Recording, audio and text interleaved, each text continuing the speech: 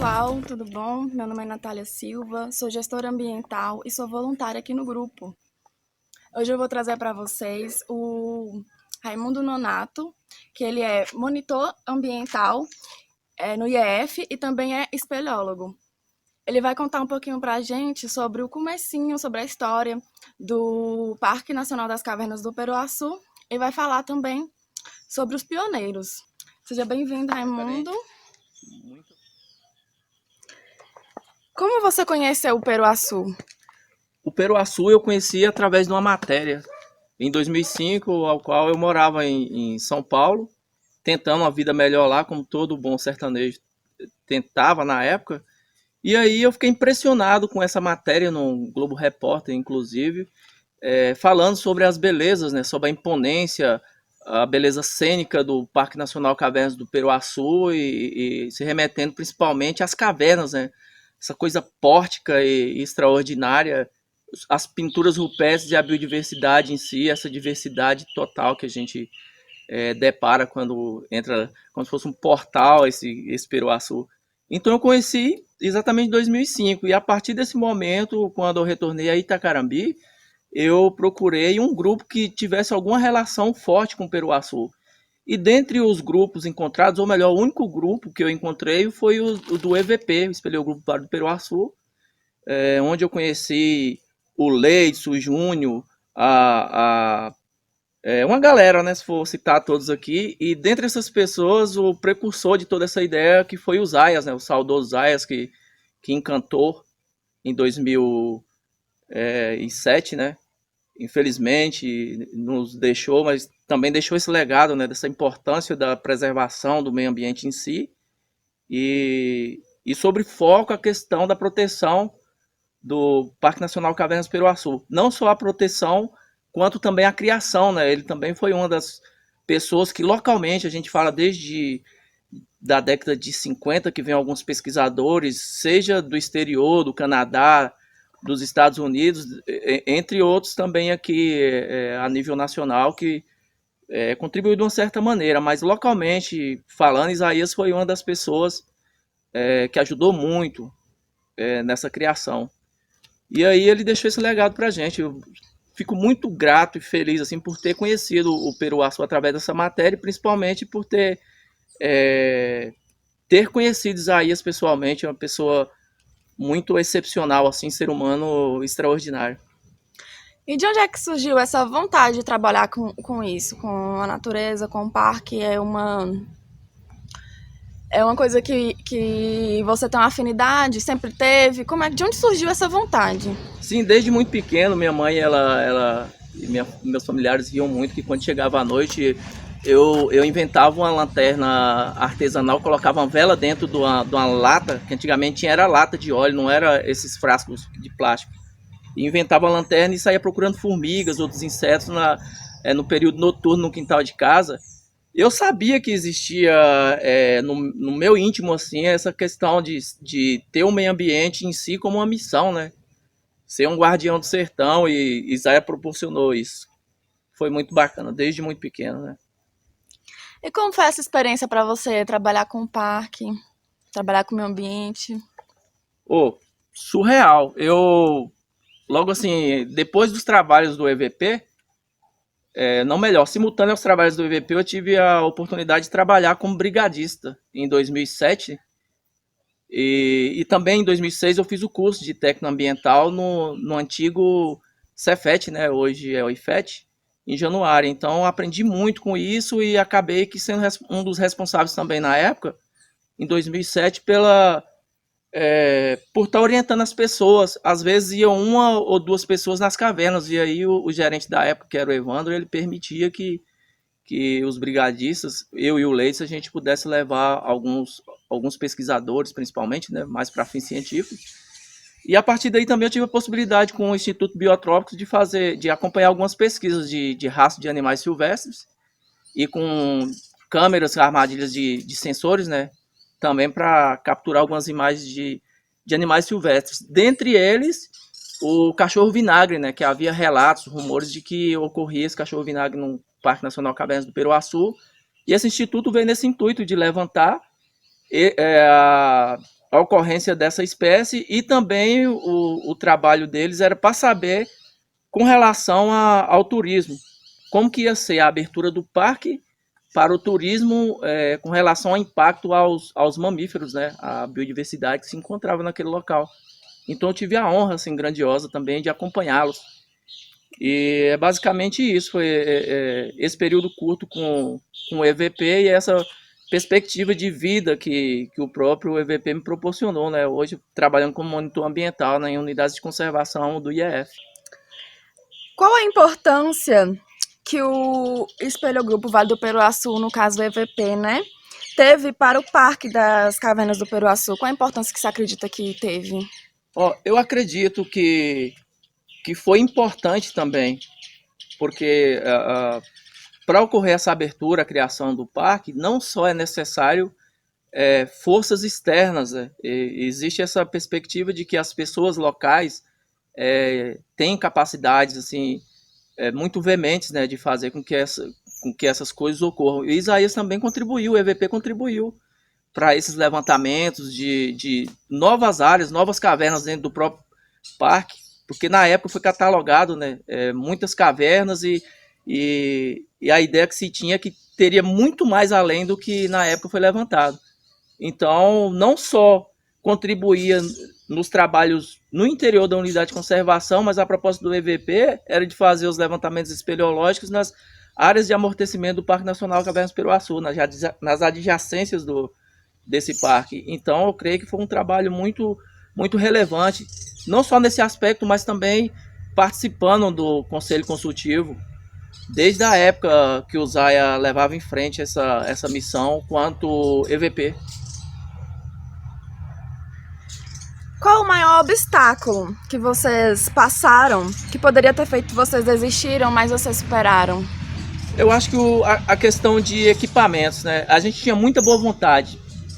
Para você ter ideia, o Isaías, ele tinha uma caminhonete na época, ele fazia questão de abastecer com recurso próprio dele. Às vezes, quando a gente tinha o dinheiro, a gente contribuía. Eu, pessoalmente, como na época eu não tinha uma renda fixa, então eu ia mesmo só na vontade. E aí, dentre essas dificuldades, a gente achou um meio bacana na época de conseguir angariar alguns recursos, fazendo a coleta de materiais recicláveis. Eu particularmente acompanhava muito ele. A gente pegava material reciclável em alguns supermercados e a gente vendia para uma área específica da cidade. E a gente conseguia uma grana, pelo menos o basicão assim, para a gente ir a campo, né? Porque a gente precisava deslocar. Daqui a caverna mais próxima a gente está no mínimo 15 quilômetros, né? Ou às vezes, quando não tinha essa possibilidade do dinheiro, a gente ia de bicicleta. Então fazia esse percurso total, chegava lá, ainda fazia esses levantamentos, né? Grandiosos, com diversas descobertas, inclusive descobertas de fósseis na época, que ficaram preservados nessas cavernas, e a gente tem essa missão, né, como guardião desses fósseis, desses patrimônios espeleológicos, arqueológicos e espeleológicos, né, do grupo e desse ser tão vasto e misterioso, né? Então, assim, passou pela cabeça sua de desistir? Sim, a gente passou por alguns momentos em que deu uma parada com o grupo, né? Eu acho também que cada um tem meio que meio não, isso é certo, cada um tem a sua jornada, né? E eu particularmente acredito que o EVP, para mim, eu tive um momento excepcional desde 2005 até onde eu pude acompanhar os trabalhos de caverna. Então, para mim, isso aí abriu portas, né? O conhecimento espeleológico, as amizades adquiridas, as bagagens perdidas e ganhas nessa jornada, então contribuiu muito. E cada um seguiu o seu caminho, mas nunca perdendo esse viés espeleológico, né, do universo das cavernas e da proteção em si. Então, até hoje você ainda trabalha para a proteção das cavernas? Com certeza. Inclusive, em uma das unidades de conservação aqui da Unidade Regional de Floresta e Biodiversidade do Alto Médio São Francisco, a gente, com a equipe de uma das unidades, a gente conseguiu encontrar um fóssil dentro de uma das cavernas e é fruto de um estudo futuro, né, de um paleontólogo para distinguir que tipo de fósforo é aquele. Isso tudo fruto também do trabalho assim do Isaías, né? Do Isaías é essa maneira carinhosa que eu sempre me remeti a ele. Ele foi uma das pessoas, ele era tudo, né? Era geólogo, espeleólogo, arqueólogo, tudo que você pensar. Biólogo, então eu aprendi muito com ele assim, a identificar fósseis, a questão da proteção, de não triscar nos fósseis, de só fotografar e mantê-las da forma mais intacta possível. E no caso das pinturas rupestres também, não tocá-las, nunca tocá-las, porque a gente tem algumas substâncias que podem danificar as pinturas rupestres. E não só isso, também a caverna, não trazer nada da caverna, apenas deixar as marcas, apenas fotografar, só guardar no teu coração mesmo todas as imagens e momentos bons, né? Dali, então, assim, eu aprendi muito com ele. Então, tudo assim que eu adquiri e de conhecimento e tudo assim na questão ambiental, eu devo muito assim aos Aias, eternamente. Você sabe como Isaías conheceu o Peruaçu? Foi antes dele fazer a faculdade de geografia? Ou foi depois que ele foi se inteirar desses assuntos, que ele foi se interessar? Você pode falar um pouco pra gente? Sim, levando em consideração que o EVP é de 1994, se não me engano, né, acho que é 1994.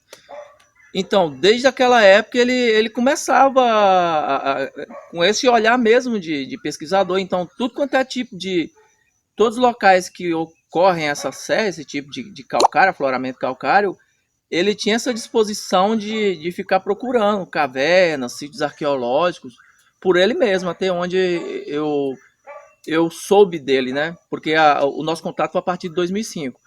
Mas eu acredito que o Peruaçu, a relação do Peruaçu é desde a década de 90.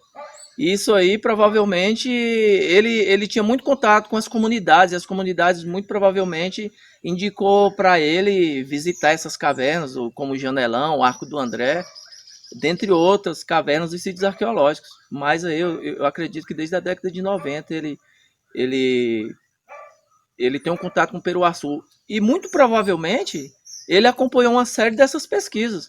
Na matéria de 2005, inclusive do Globo Repórter, Isaías acompanhou a equipe de pesquisadores. Foi essa matéria que você viu e que te fez voltar com ele? Exatamente.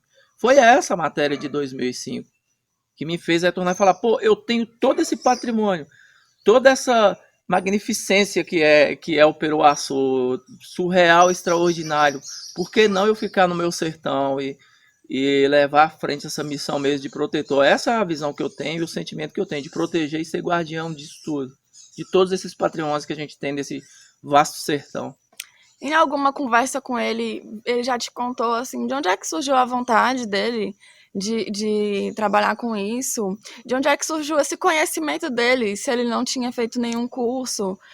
Com quem que ele aprendeu para poder conseguir montar um espelhogrupo, para poder ser um presidente de um espelhogrupo? De onde ele tirou esse conhecimento? Você tem alguma ideia? O Zayas, quando eu conheci ele, já tinha um contato muito grande com o Ronaldo, que chamava de Capitão Caverna, o Hamilton Salles, o Eduardo Gomes, que ele tem participa, é presidente do Instituto lá de Gestão,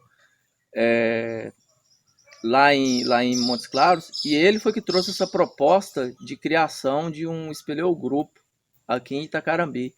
Isaías tinha contato com muita gente e ele começou buscar novos conhecimentos e contatos mesmo de pessoas que faziam trabalhos espeleológicos. E aí surgiu essa oportunidade de criar o EVP. Ele foi lá e mandou ver, né? E seguiu essa missão aí de levar em frente. Mas ele tinha muito contato mesmo. Então, para finalizar, você poderia deixar uma mensagem para Isaías, contando assim que acreditamos que ele possa te escutar? Ah, eu tenho certeza. Tenho certeza que Isaías ele acompanha tudo. Eu tenho certeza disso. Queria dizer que foi uma honra muito grande, cara. É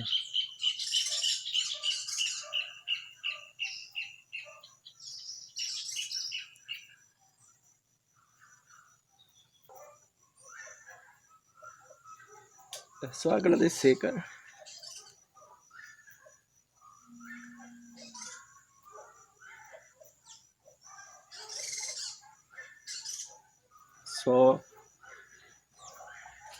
É só gratidão por tudo que ele representa, né?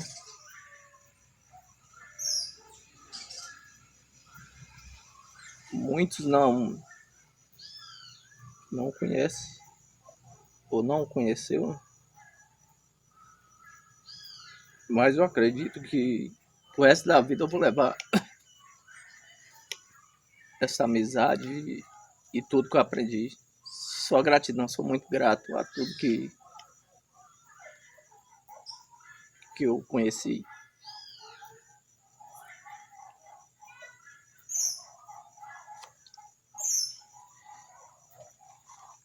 E partilhei com ele muitas coisas também pessoais e além de não ser só o precursor de toda essa proposta de preservação de meio ambiente, e principalmente as cavernas, é um ser humano que a gente levará pro resto da vida. Bom, é isso. E desculpa, né? Imagina. Gratidão, Raimundo. Obrigado por dividir com a gente todas essas histórias, esse conhecimento. Gratidão. Eu que agradeço, Nath, pela oportunidade. Eu acho que é a primeira vez que eu me predisponho assim, a falar sobre Isaías, que é muito forte mesmo. Sei que ele está presente em todos os momentos de nossa vida. Só agradeço.